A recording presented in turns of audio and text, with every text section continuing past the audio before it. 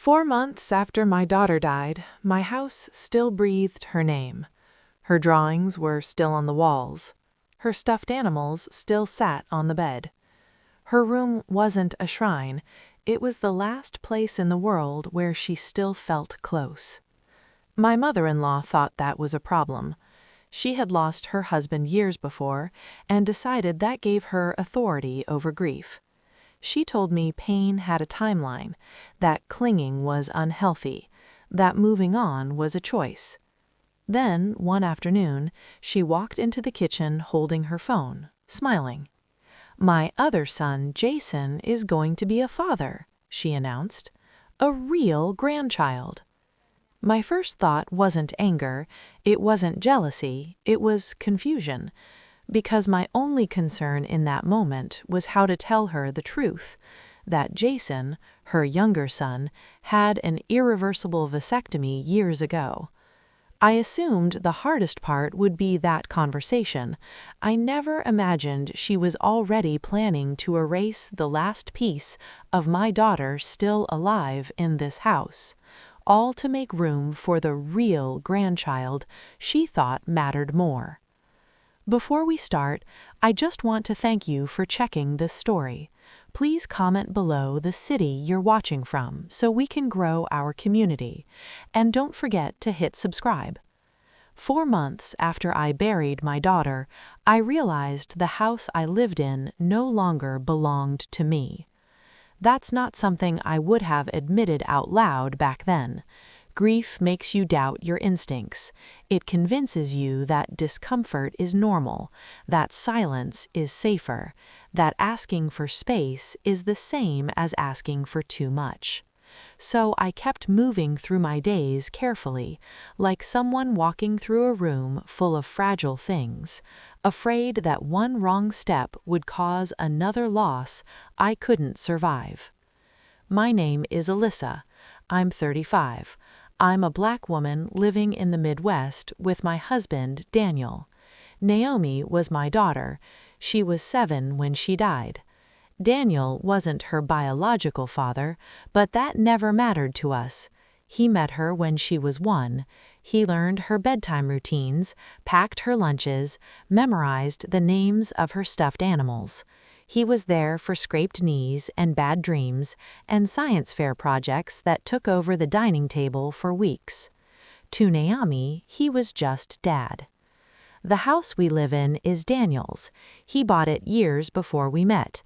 It's a modest place, nothing fancy, cream-colored siding, a backyard just big enough for a swing set Naomi begged for and never got to use long enough.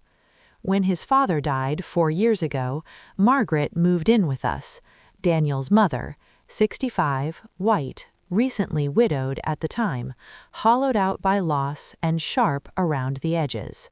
It was supposed to be temporary.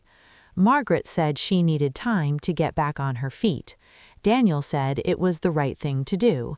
I agreed because that's what you do when someone loses their spouse. You make room. You stretch yourself. You tell yourself it won't be forever. 4 years later, she was still there, not as a guest, as an authority. Margaret never said the house was hers. She didn't have to. Ownership lived in her tone, in the way she rearranged cabinets without asking, in how she corrected me in front of other people with a tight smile and the word "actually." She decided what was practical, what was appropriate, what was too much, especially when it came to grief. "I lost my husband and survived," she liked to say whenever emotions got inconvenient. "You have to be strong." Daniel heard those words differently than I did. He grew up learning that love from his mother came with conditions. Be good. Be helpful. Don't upset her. He was the responsible one, the golden child, the one who made things easier by not pushing back. That habit didn't disappear just because he became a husband. But Daniel is not weak. He's kind. He's steady. He loves deeply and deliberately. He just took too long to realize that protecting peace with his mother was costing peace in his marriage. After Naomi died, I didn't need grand gestures. I didn't need speeches or advice or timelines. I needed respect. I needed my pain to be treated as something real, not something to be managed out of sight. I didn't want approval. I wasn't asking Margaret to understand my grief. I just wanted her to stop touching it. The quiet rules of the house became clearer after the funeral. Don't cry too loudly in shared spaces. Don't leave Naomi's things where guests might see them. Don't talk about her too much, because it makes people uncomfortable. Margaret never listed these rules. She enforced them with sighs, with comments about moving forward, with small acts of correction disguised as help. If I left Naomi's drawings on the fridge, they disappeared by the next morning. If Daniel mentioned Naomi in conversation, Margaret would redirect, smoothly, efficiently, as if saving us from ourselves. "She wouldn't want you stuck like this," she'd say. Margaret's grief had rules too, but they were different. Her sorrow was something she wore like a badge, proof of endurance, evidence of moral authority. She talked about losing her husband as if it gave her permission to supervise everyone else's pain. Sometimes I watched her in the kitchen, wiping down already clean counters, rearranging items that weren't out of place. She moved like someone restoring order after a disruption she resented. And I started to understand something that made my chest tighten. She didn't see Naomi as a loss. She saw her as a disruption that had ended. The day it became impossible to ignore was ordinary. That's how these things always are. No raised voices, no dramatic confrontation. Just a moment that lands wrong and never lets go. I was coming back from the grocery store, arms full, keys slipping between my fingers. As I walked through the living room, I noticed the framed photo that used to sit on the side table was gone. The one of Naomi at the zoo, grinning with 2 missing teeth. Daniel crouched beside her, pretending to roar. I paused, bags cutting into my hands. I found the frame later, tucked inside a drawer in the hallway console. Not broken, not damaged, just put away. Replaced on the table by a neutral candle Margaret liked. Unscented, clean, forgettable. When I asked about it, she didn't look up from her crossword. "I didn't think we needed that out anymore," she said lightly. "It's healthier this way." I stood there longer than necessary, holding the drawer open, staring at my daughter's smile in the dim light. That was when I understood. This wasn't about healing, it was about control. And Margaret had been editing Naomi out of our lives long before she ever touched her room. Naomi's room was the only place in the house where the air still felt honest. I don't mean peaceful, I mean true. After she died, I didn't lock the door or turn it into a shrine. I didn't sit inside for hours crying until I couldn't breathe. That wasn't how my grief worked. Grief isn't always loud. Sometimes it's careful. Sometimes it's choosing to keep walking past the places that hurt and then, on certain days, letting yourself step inside anyway. Naomi's room sat at the end of the hallway, the smallest bedroom in the house. Morning light came in through a single window that faced east. She used to wake up early just to watch the sun hit her walls. "It looks different every day," she'd tell me, like she was reporting something important. The walls weren't professionally painted. They were layered, alive. Daniel and I had painted them ourselves over time, adding things as Naomi's interests shifted. Dinosaurs marched across one wall, green and blue and purple, with uneven teeth and crooked smiles. Naomi named every single one. On another wall, unicorns ran through clouds, some with wings, some without. She insisted not all unicorns needed wings. Some like to stay on the ground, she said. Between the creatures were paper drawings taped up with faded washi tape. Butterflies, stick figure families, maps she'd drawn of places she wanted to go someday. Paris, the Grand Canyon, somewhere she called the place with the big water, which we eventually figured out meant the ocean. Her bookshelf was chaos, picture books stacked sideways, chapter books mixed in with coloring books she never finished. On her dresser sat a small glass jar filled with notes she wrote to herself. Things I like. Purple markers, pancakes, mommy's singing in the car, daddy's shoulders.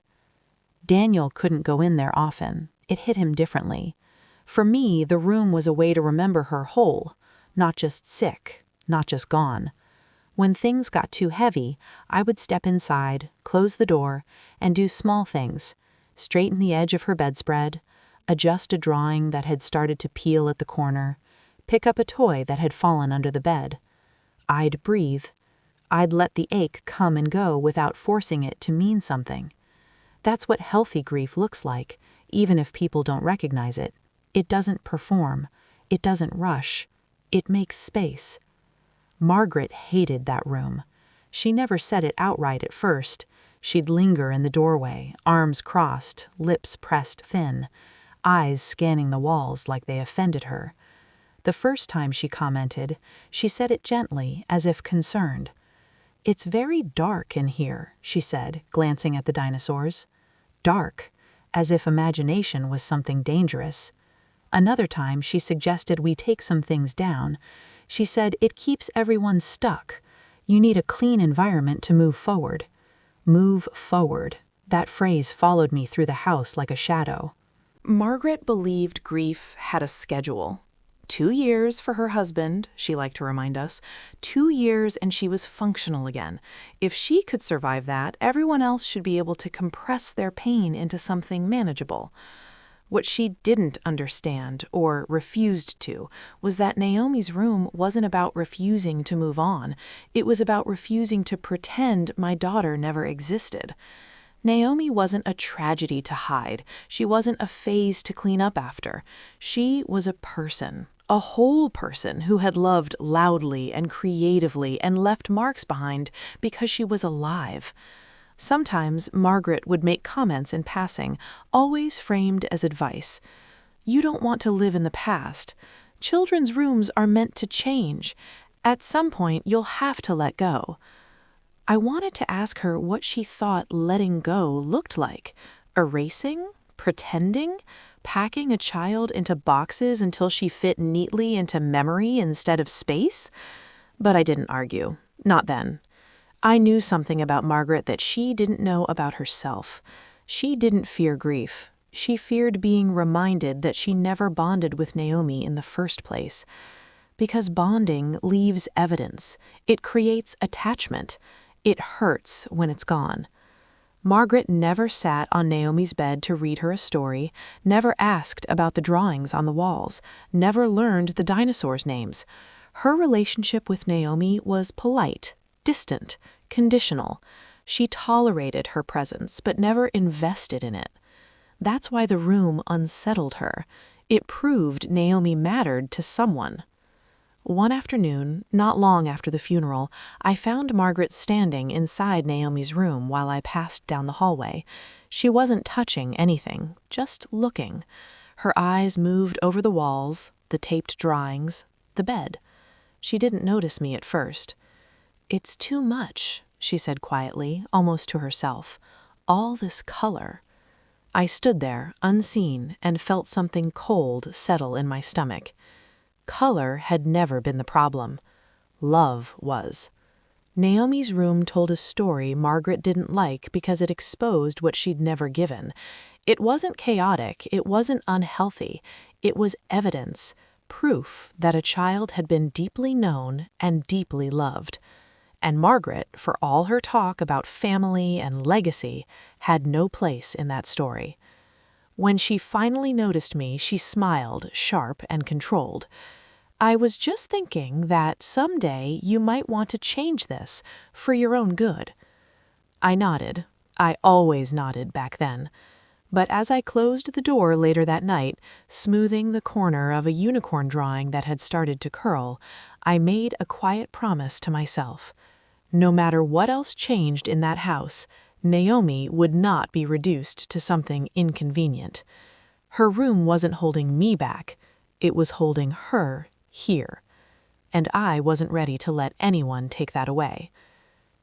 There was a moment, months before Naomi got sick, that I didn't talk about for a long time. Not because it was dramatic, not because it was explosive, but because once you see something clearly, you can't unsee it. And I wasn't ready, back then, to accept what it meant. Naomi had been home that day, tired but in good spirits. We were still in that phase where appointments blurred together, where hope and fear shared the same space. She sat at the kitchen table after lunch with her markers spread out like treasure, purple, teal, a gold one she only used for special things. I was rinsing dishes at the sink, watching her from the corner of my eye. "What are you making?" I asked. She didn't look up. "A surprise." That meant it was serious. She worked carefully, tongue pressed against her bottom lip the way she did when she wanted things just right. Every few minutes, she'd pause, examine her work, then add another color. When she was done, she hopped off the chair and ran down the hallway toward the living room. Margaret was sitting in her usual spot, legs crossed, reading glasses low on her nose. "Grandma Margaret," Naomi said, holding the paper out with both hands, "I made this for you." Margaret looked up, surprised in that performative way. She smiled, the kind of smile that reaches the mouth but not the eyes. "How sweet," she said. Naomi beamed. The drawing showed our family, me, Daniel, Naomi, and Margaret. We were holding hands. Naomi had drawn herself in the middle, hair in uneven pigtails. She'd written the words slowly, carefully, letters wobbling but determined. For Grandma Margaret. Margaret glanced at it for maybe 2 seconds. She nodded. "Thank you, sweetheart," she said, and set it on the coffee table beside her mug. Naomi skipped back to the kitchen, satisfied. I caught her eye and smiled. My chest ached with that familiar mix of pride and fear.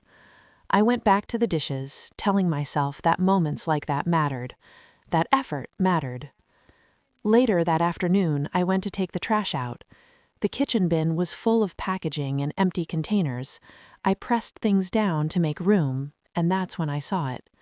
Color. Purple and teal peeking through crumpled paper. I froze. I reached in slowly, as if the movement itself might change what I was seeing. I pulled the paper out and unfolded it carefully. Naomi's drawing. Folded once, then twice. Creased where it had been shoved down. There was an empty yogurt container pressed against the corner, a coffee pod resting on top. For Grandma Margaret, with a heart drawn to it. My hands started shaking, but my face stayed still. I remember noticing that about myself, how calm I looked on the outside, how quiet. I stood there for a long time, just holding it. Margaret hadn't torn it up. She hadn't made a show of rejecting it. She'd done something far more honest. She'd discarded it like it never mattered. I didn't confront her. I didn't storm into the living room demanding explanations. I didn't ask Daniel to intervene. I didn't say a word to anyone. I smoothed the paper out gently, running my hand over the creases until they softened. I folded it neatly and slipped it into a drawer in my bedroom, a drawer I started using for things I needed to remember without discussing, a quiet archive. That was the moment something in me shifted, not in anger, in clarity. I understood then that Margaret's distance from Naomi wasn't accidental. It wasn't confusion or discomfort or generational awkwardness. It was a choice. She had decided how much she was willing to invest, and that amount was very small. What hurt most wasn't the rejection, it was the indifference. Children feel effort. They feel when love is offered and when it's merely tolerated. Naomi had given Margaret something genuine, and Margaret had treated it like clutter. That night, Naomi crawled into my lap while we watched a movie. She asked if Grandma liked her drawing. "Yes," I said, because I wasn't ready to let her learn that lesson yet. Naomi smiled and settled in, trusting. I held her tighter than usual. In bed later, Daniel asked if I was okay. I said yes, because at that point the truth didn't feel useful yet. It felt heavy, like something I needed to carry carefully until I knew what to do with it. That was the day I stopped believing in good intentions, not in people, in expectations. I stopped assuming that proximity meant affection, that politeness meant care, that time would soften what was already hard. I learned something else too, something I didn't put into words until much later. I would never beg anyone to love my child, not with explanations, not with patience, not with silence. Love that has to be convinced isn't love, it's compliance. So I said nothing. I saved the drawing. I watched more closely. And when Naomi got sick months later and Margaret spoke about strength and survival and practicality, I heard those words differently. I saw the through line. The drawing in the trash wasn't a mistake. It was a preview. And once I understood that, I stopped waiting for Margaret to change. I started preparing myself for the moment when waiting would no longer be an option. The call came on a Tuesday afternoon, ordinary enough that I almost didn't answer. Jennifer's name lit up my phone while I was folding laundry. I knew her, but not well. She was Jason's wife, 25, bright voice, always a little nervous, like she was afraid of saying the wrong thing to the wrong person. We'd never had problems, but we weren't close either. Different stages of life, different priorities. I answered anyway. "Hello, Alyssa?" she said, breathless. "Hi, I wanted to tell you before everyone else." There was a pause, thick with anticipation. "I'm pregnant." Her voice lifted at the end, like she was reaching for reassurance mid-sentence. I congratulated her. I meant it. I told her I hoped she was feeling okay, that first trimesters could be rough. She laughed, relieved, and thanked me for being kind about it. That stuck with me. Being kind about it, as if pregnancy announcements came with a risk assessment now. She said she'd tell Jason's mom next. I hung up and sat there for a moment, the folded shirt still in my hands. The news didn't upset me. Grief doesn't work that way. I didn't feel replaced or threatened. If anything, I felt distant, like I was watching life continue through a window I wasn't ready to open yet. Margaret found out within the hour. I didn't hear the phone ring, but I heard the reaction. "Oh," she said first, sharp intake of breath, then laughter, then something else, something almost reverent. "Finally." That word landed wrong. I stepped into the hallway just as she ended the call. Her cheeks were flushed, her eyes bright. She looked more alive than I'd seen her in months. "Alyssa?" she said, gripping my arm with unexpected force. "Did you hear?" "Yes," I said. "Jennifer called me earlier." "Well," Margaret said, smiling wide, "it's about time, a real grandchild, a fresh start for this family." There it was. Real. Fresh start. As if something needed erasing to make room for something new. Daniel walked in a few minutes later, caught between our expressions. Margaret repeated the news with theatrical enthusiasm. Daniel smiled, careful, and said, "Congratulations." He glanced at me, checking in silently. I nodded. I wasn't ready to unpack anything yet. Margaret, on the other hand, was already unpacking everything. That evening, she talked nonstop about due dates and names and how this will change things. She said the word legacy more than once. She talked about how babies bring joy back into a house, how they give everyone something to focus on. "You'll see," she said to me, as if she were offering comfort. "This will help." Help what exactly, she didn't specify. By the next morning, she was on her laptop at the kitchen table, tabs open, scrolling through images. Paint swatches, nursery themes, furniture sets. She didn't ask if Jason and Jennifer had plans. She didn't ask if anyone wanted to be involved. She didn't ask anything at all. She assumed. "This house finally has a purpose again," she said once, not looking up. I let that one pass too. I was tired. Grief makes confrontation feel expensive. What I didn't let pass were the details. Margaret started measuring doorways. I'd walk into a room and find a tape measure stretched across a wall. She made notes in a small notebook she carried around like a ledger. She talked on the phone to friends about the nursery, not a nursery, as if it had already been decided where this baby would live. One afternoon, I caught her standing at the end of the hallway, staring down toward Naomi's room. She didn't go in, she just stood there, head tilted slightly, calculating. When she noticed me watching, she smiled too quickly. "I was just thinking about space," she said. "Babies need room." I nodded and said nothing. Daniel tried to keep things calm, he always does. He reminded her gently that Jason and Jennifer lived in their own place, that nothing needed to be decided yet. Margaret waved him off. "They'll appreciate the help," she said. "Young people don't know what they need." At night, Daniel and I talked quietly in bed. He admitted his mother was getting ahead of herself. He promised to talk to her if things went too far. I believed him. I also knew his definition of too far had always been different from mine. I didn't argue. I observed.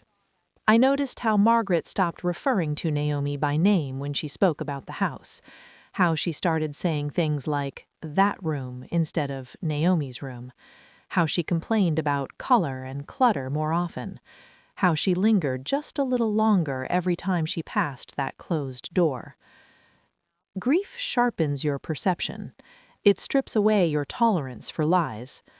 Something in Margaret had woken up with that phone call. Not joy, not love, power. The idea of a baby hadn't softened her, it had energized her, given her a role she'd been craving, authority, relevance, control.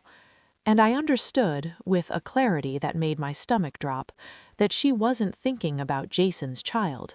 She was thinking about what she could reclaim. I folded the last shirt and stacked it neatly. Then I went to Naomi's room and closed the door a little more firmly than usual. I didn't know exactly what Margaret was planning yet, but I knew she was planning something, and this time I wasn't going to pretend not to see it. There was something Daniel and I knew that Margaret didn't. We hadn't talked about it in years, not because it was secret, but because it had never been relevant to us. It belonged to another chapter, another version of the family, one we didn't live inside day to day. But once Jennifer announced her pregnancy, it stopped being neutral information. It became a weight. We were sitting on the edge of our bed that night, the house finally quiet. Margaret had gone to sleep early, exhausted from excitement. Daniel stared at the wall longer than usual before he spoke. "There's something wrong," he said. I didn't answer right away. I was tracing the seam of the comforter with my finger, grounding myself in something solid. "You're thinking about Jason," I said. He nodded. I was there. That was all he needed to say. Daniel had been with Jason years ago, sitting in a sterile waiting room while paperwork was signed and jokes were made that didn't quite land. Jason was firm then, certain. He didn't want children, not ever. He said it didn't fit his life, his temperament, his plans. The vasectomy wasn't impulsive, it was deliberate. There had never been a reversal. Daniel knew that for a fact. "So, unless something happened we don't know about," Daniel said quietly, "this doesn't make sense." I felt the air leave my chest slowly, like I'd been holding my breath without realizing it. Grief already takes up so much room. It crowds your thoughts, slows your reactions, makes even small decisions feel monumental. Adding this on top of everything else felt cruel, like the universe was testing how much I could carry without breaking. I didn't feel angry yet. I felt tired. "What does Jason say?" I asked. Daniel shook his head. "Not asked him yet." We sat with that for a moment. The implications hovered between us, heavy and unspoken. If Jason knew, if Jennifer knew, if Margaret didn't, there were too many variables, too many ways this could unravel. "We can't tell your mom," I said finally. Daniel looked at me, surprised but relieved. "Not yet," I continued. "This isn't ours to drop on her. We need to talk to Jason first, privately." Daniel exhaled, the tension in his shoulders easing slightly. I agree, she's already ahead of herself. Ahead of herself was an understatement. Margaret had spent the entire evening talking about bassinets and stroller brands, about how babies should sleep facing the door, about what colors were gender neutral enough to last. She spoke as if decisions had already been made, as if the baby was already on its way to our house, not Jason and Jennifer's. And she was moving fast. Too fast. The next day, I found a stack of paint sample cards on the kitchen counter. Soft grays, warm beiges, names like Morning Fog and Quiet Stone. Colors designed to disappear. Margaret saw me looking and smiled. Just ideas, she said. It's good to be prepared. Prepared for what, she didn't clarify. That afternoon, Daniel tried calling Jason. No answer. He left a voicemail, casual, asking him to call back when he had time. Jason texted later, vague, said he was busy, maybe later in the week. I watched Daniel read the message, his jaw tightening just slightly. Something wasn't right. At night, my thoughts wouldn't settle. I kept replaying Margaret's movements in my head, the way she measured walls, the way she stood in Naomi's doorway, the way she said "this house" when she talked about the future. I thought about timing, about urgency, about how quickly she'd attached meaning to a pregnancy that wasn't hers to claim. And I felt it then, deep and certain. Margaret was racing something. She didn't know the truth, but on some level, she sensed instability. Uncertainty makes people like her reckless. It pushes them to secure control before it can be taken away. She wasn't waiting for confirmation. She was acting as if belief itself was enough. Daniel and I agreed on one thing before we went to sleep that night. No confrontations, no scenes, no emotional explosions that Margaret could redirect or weaponize. We would talk to Jason.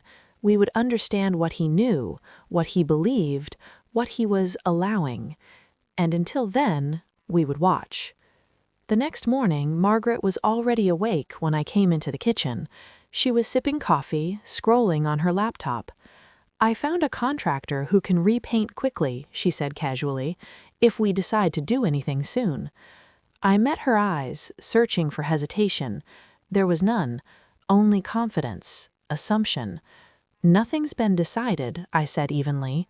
She smiled, the kind that dismisses without arguing. It will be, she replied. Things have a way of working themselves out. I nodded, but inside something hardened. Margaret was moving faster than the truth. And when people outrun the truth, they usually trip over it. I didn't know yet how or when that fall would come, but I knew this much with certainty. Whatever she was preparing to do, she wasn't thinking about Naomi, and she wasn't thinking about consent. She was thinking about control, and this time she was about to run straight into something she couldn't manage, repaint, or talk her way around. Daniel didn't confront his mother that night. That surprised me, even men. He stood with me in the hallway after Margaret went to bed, his face tight, his hands restless at his sides. He looked at the beige walls of Naomi's room like he was seeing them through water. I need to talk to Jason, he said finally. Not, we need to fix this. Not, she crossed a line. Just that. I nodded. That was the right instinct, even if it didn't feel satisfying yet. Explosions give people like Margaret something to hide behind. Facts don't. Daniel texted Jason and asked to meet the next afternoon. Neutral wording, coffee, just the two of them. Jason agreed faster than we expected, which told me more than his words would have. I didn't go with Daniel, but I didn't stay home either. I sat in my car across the street from the cafe, engine off, hands wrapped around a paper cup I hadn't touched. I wasn't there to intervene. I was there to listen if I needed to be present without being visible. Daniel told me later that Jason was already on edge when he arrived, joking too much, talking too fast. The kind of energy that leaks when someone knows they're standing on thin ice. They ordered coffee, sat down. Daniel didn't ease into it. Daniel netted his fingers on the table. "Mom repainted Naomi's room," he said. Jason blinked. "What?" "She turned it into a nursery." Silence. Then a laugh that didn't sound like humor. "She what?" Daniel watched his brother's face carefully. "You didn't know?" Jason shook his head slowly. "No, I didn't tell her to do that." "But you didn't stop her," Daniel said. Jason looked down at his hands. For a moment he didn't answer. Then his shoulders sagged, like something heavy had finally been set down. "I didn't know how," he said. "She's been so excited. I thought I'd deal with it later." Daniel didn't let that sit. "You can't deal with this later," he said. "You know that." Jason swallowed. "I know." Daniel leaned forward. "Jason, tell me the truth." That's when it started to unravel. Jason rubbed his face with both hands, dragging them down slowly, like he was trying to wake himself up. "I had the vasectomy," he said quietly. "You were there. You know that." Daniel nodded. "There was no reversal?" "No, there wasn't." Another pause. Longer this time. "So she told you she was pregnant. So what's going on?" Jason's voice dropped. "Jennifer says it's not mine." The words hung between them, heavy and exposed. Daniel didn't interrupt. He waited. "Jennifer says it's not mine." Jason continued. "I mean, I knew it was possible. I just didn't ask too many questions. She didn't either. We just kind of let it happen." "You let Mom believe it was yours," Daniel said. Jason winced. "I didn't correct her." "Why?" Jason laughed again, brittle. "Because for the first time in my life, she was proud of me." That was the truth. Ugly, human, undeniable. "I'm 40, Jason went on. "She looks at you like you've got it all figured out. A house, a marriage, a family. I'm always the one who needed help, the one who couldn't get it together. And suddenly," he shook his head, "suddenly I was giving her something she wanted." Daniel said nothing. Jason's voice cracked. "Jennifer's 25. She's scared. I'm scared. I didn't want to lose her. I thought maybe I could make it work." Daniel's jaw tightened. "By lying?" Jason looked up then, eyes glossy, defensive and desperate all at once. "I can love this baby anyway," he said quickly, "like you loved Naomi." The words landed like a slap. Daniel went still. When he told me later, he said that was the moment something inside him snapped into place. Not anger, understanding. Daniel spoke carefully. "Loving Naomi wasn't a favor." Jason frowned. "I didn't mean—" "It wasn't charity," Daniel continued. "It wasn't fear. It wasn't pretending. I chose her. Every day. And I never built that love on a lie." Jason opened his mouth, then closed it again. The comparison collapsed under its own weight. What Jason didn't say out loud, but what we both understood, was this. He wasn't talking about love. He was talking about survival. Daniel stood up. "You need to tell Jennifer you can't keep doing this," he said, "and you need to tell Mom the truth." Jason stared at his coffee.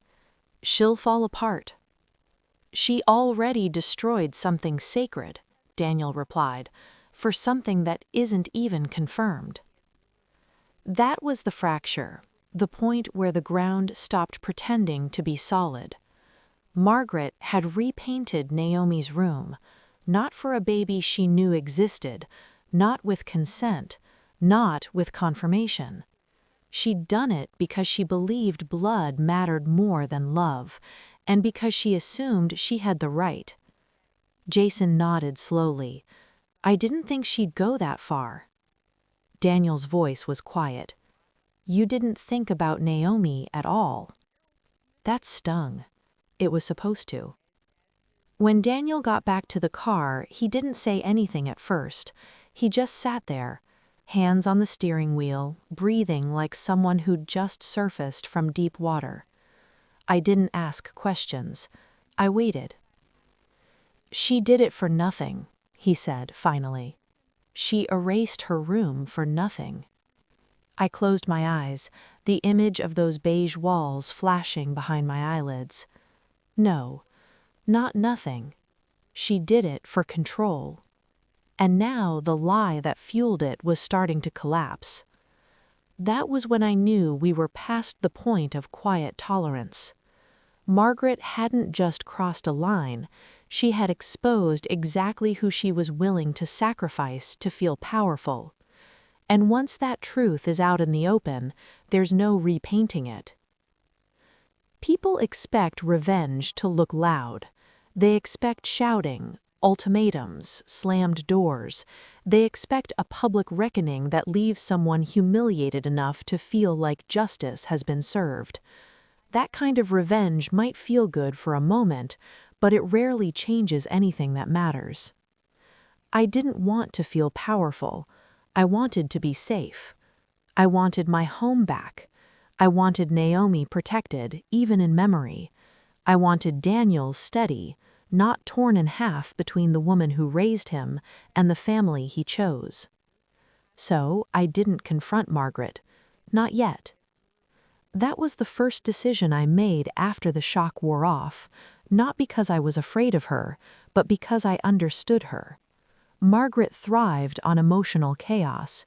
She used it to redirect, to recast herself as misunderstood, to make other people look unreasonable. If I exploded, she would survive it. She always had. Restraint, on the other hand, unsettled her. I focused on outcomes. Safety meant no more unilateral decisions about my daughter's space. Boundaries meant no more access without consent. Dignity meant I would not beg, plead, or explain my grief to someone who had already proven she didn't value it. I let Daniel take the lead with Jason, not because I stepped back, but because this was his family fracture to manage. I supported him quietly, reminding him of what mattered when guilt threatened to cloud his resolve. This isn't about punishing her, I told him one night. It's about stopping her. Daniel nodded. He was learning something hard and necessary. Loving someone doesn't mean shielding them from consequences. Jason needed to face Jennifer. That much was clear. The lie couldn't be allowed to drift any longer, collecting damage as it went. Daniel made that expectation explicit. No soft language, no excuses. And while the men talked, I prepared. Not emotionally, practically. I went back through my phone and found the photos I'd taken of Naomi's room weeks earlier, before the paint. The dinosaurs, the unicorns, the handwritten phrases on the wall. I backed them up. I labeled them, dates, times, context. I wasn't building a case for court. I was building one for reality. I took the drawing out of my drawer, the one Naomi had made for Margaret. I flattened it carefully and slipped it into a protective sleeve. I didn't do it with ceremony, I did it with intention. I wrote down timelines. When Jennifer announced the pregnancy, when Margaret started measuring, when the paint appeared, when I came home from the cemetery. Facts don't argue, they sit there, undeniable. I wasn't planning to show Margaret any of this, not yet. This wasn't about catching her in a lie, it was about making sure she couldn't rewrite the story later, about ensuring that when the truth surfaced, it did so clearly, without distortion. Margaret noticed my silence. Of course she did. She tried to fill it. She made comments about how nice the room looked now, how calm the house felt. She acted as if we were all on the same page and just waiting for me to catch up. I smiled politely. I didn't agree, I didn't disagree. Nothing makes controlling people more uneasy than the absence of reaction. At night, when the house was quiet, Daniel and I talked. Real conversations, the kind we hadn't had space for while grief was still raw and uncontained. He apologized, not for his mother, but for the time it took him to see the pattern clearly. "I should have stopped this earlier," he said. "You're stopping it now," I replied. "That's what matters." We talked about what boundaries would actually look like, not in theory but in practice, what access Margaret would have, what decisions she would no longer be allowed to make, what behavior would be non-negotiable. For the first time since Naomi died, I felt something loosen in my chest. Not relief, alignment. Margaret assumed my silence meant surrender. She was wrong. Silence was strategy. I wasn't giving her a fight because I wasn't interested in winning an argument. I was interested in ending her control. The truth was already moving toward her. Jason was unraveling, Jennifer was being confronted. Daniel was no longer buffering his mother from consequences. All I had to do was make sure the truth arrived intact. When revenge is driven by ego, it burns out fast. When it's driven by clarity, it doesn't need witnesses. I didn't need Margaret to feel embarrassed. I needed her to lose the power to decide who mattered in my home, and the only way to do that was to step back, document everything, and let the lie collapse under its own weight.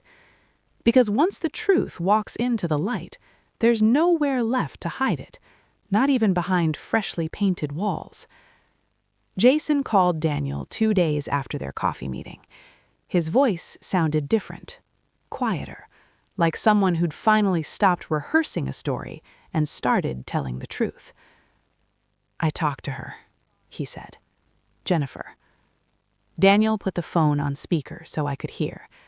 I sat at the kitchen table, hands folded, my heart steady in that strange way it gets when you're bracing for something you already suspect. Jason exhaled, shaky. She admitted it. No one spoke. "She said the baby isn't mine," he continued. "She knew it couldn't be. She knew about the vasectomy. She just expected that eventually I'd accept it, that I'd love it anyway. She said it like it was obvious." His voice cracked on the last word. It wasn't just betrayal, it was humiliation. The kind that doesn't come from being tricked, but from realizing you volunteered to be fooled because the alternative felt worse. Daniel's face tightened. "What did you say?" Jason asked her why she married me if she wanted a kid. She said she wanted stability. She wanted someone who'd take care of her. She said she thought I'd come around if the baby was already here. A long pause. "And?" Daniel asked gently. Jason swallowed. "And I realized I've been begging to be chosen my whole life, first by Mom, now by her. I kept thinking if I could just be what someone wanted, they wouldn't leave." He sounded ashamed, but also clear, like the shame had finally turned into something useful. "We're separating," he said. "She's going to stay with a friend. I told her I can't do this." I closed my eyes for a moment, not in victory, but in relief that the lie was no longer drifting. Lies don't just hurt the people inside them, they contaminate everyone nearby. Jason's next words were quieter. "I need to talk to Mom." Daniel didn't hesitate. "Then do it now, before she does something else." Jason agreed. He said he'd go to the house that evening, alone. When the time came, I didn't sit in the living room. I didn't hover like a referee. I went to our bedroom and left the door slightly open. I wanted Margaret to feel the presence of witnesses without giving her an audience. Daniel stayed downstairs. Margaret was in the kitchen when Jason arrived, humming to herself, flipping through a catalog like she was planning a vacation. She looked up and smiled brightly, already performing joy. "There he is, my boy. Come in, come in. I was just looking at crib options. Isn't it exciting?" Jason didn't smile back. Mom? His voice flat. We need to talk. Margaret's smile faltered. What's wrong? Jason's eyes flicked toward the hallway, toward Naomi's room, then back to his mother. The baby isn't mine. Margaret blinked, confused.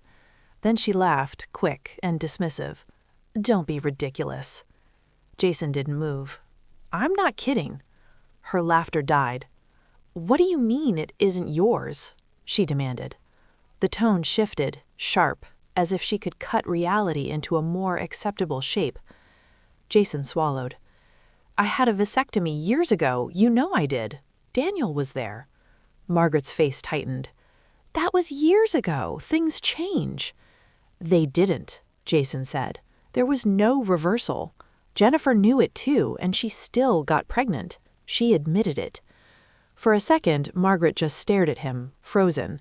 Then she started shaking her head rapidly, like if she moved fast enough she could dislodge the truth. No, that doesn't make any sense. You must be mistaken. She must be mistaken. People get things wrong. Jason's voice rose, but it wasn't anger. It was pain finally finding volume. She wasn't mistaken, he said. She expected me to accept it. She expected me to stay because I was too afraid to be alone. Margaret's mouth opened, then closed. Her eyes darted like she was looking for someone to blame. That girl, she snapped. That selfish little... Stop, Jason said, firm. Stop making it about her. Margaret turned toward Daniel like she needed him to correct Jason, to restore the old order. Daniel, she said sharply, tell him. Daniel stepped forward into view, calm and solid. He's telling you the truth. Margaret's eyes flashed with something like panic. So what are you saying? She cheated? She trapped him? This is humiliating. Jason's hands curled into fists. You want to talk about humiliating? Margaret's breath hetched. Jason, you don't take that tone with me. Jason's voice dropped, deadly quiet. You erased Naomi for a baby that doesn't even exist. Silence fell so hard it felt like pressure. Margaret's face went pale. What did you just say? Jason pointed down the hallway. That room. You painted over her drawings. You stripped her out of the house, and you did it because you wanted a real grandchild. Margaret's lips trembled. That's not... I did that to help. No, Jason said, and his voice broke on the word. You did it because you didn't love her. You never tried. Margaret's eyes filled, but it wasn't the soft grief of regret. It was rage dressed up as pain. How dare you, she whispered. How dare you accuse me? Jason cut her off. You didn't lose Naomi because she wasn't blood. You lost her because you never tried to love her. Margaret made a sound like she'd been struck. Her hand went to her chest.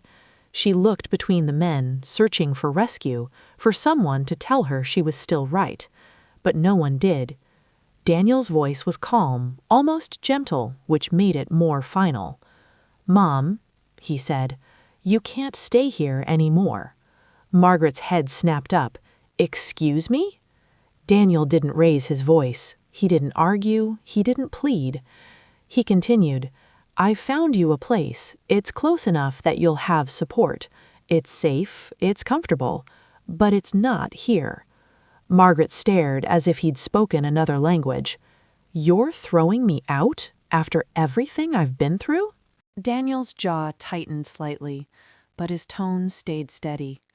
This isn't punishment. It's a boundary. Margaret's voice rose. I'm your mother. And I'm your son, Daniel replied. But I'm also a husband, and I was Naomi's father. You don't get to destroy my family and still have full access to it. Her eyes flicked toward the hallway again, toward the beige room, toward the evidence of what she'd done.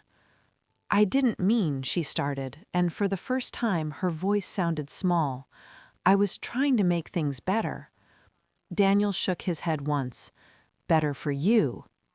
Margaret's tears spilled then, messy and shocked. So that's it? You're choosing her over me? Daniel didn't flinch.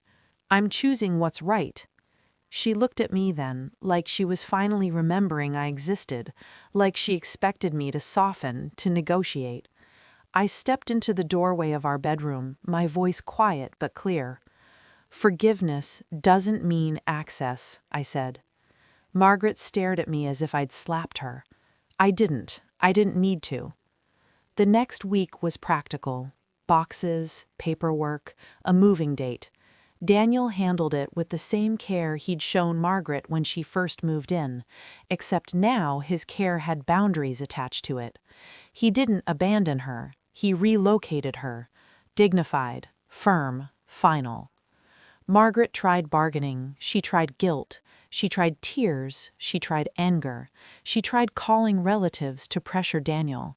None of it worked, because the truth had taken away her greatest weapon, the story she told herself about being the moral center of the family.